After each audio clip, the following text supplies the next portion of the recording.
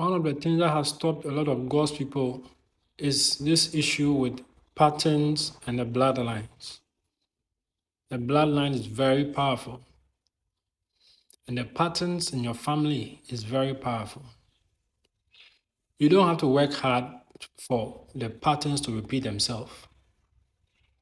The patterns, um, a pattern is something that has been set in motion, not even from your side.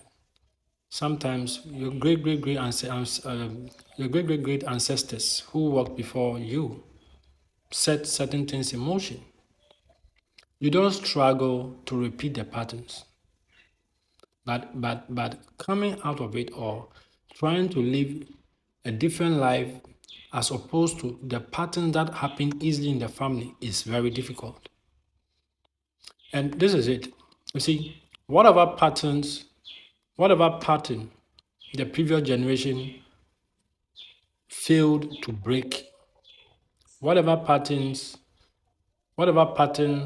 in the family the previous generation failed to break, if the previous generation fails to break it, it is transferred onto the next generation to break that pattern.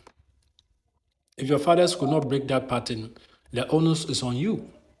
If you fail in your generation to break the patterns you've seen in the family from your mother's side and your father's side, that thing is the pattern is going to be transferred onto your children.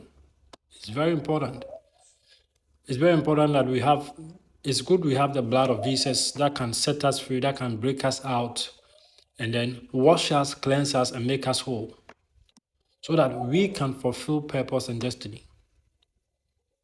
It's very important. Whatever patterns you fail to break in your generation, it's going to be carried to your children. Your children inherit it. It's the same thing. Abilities, gifts that are flowing through the bloodlines are inherited.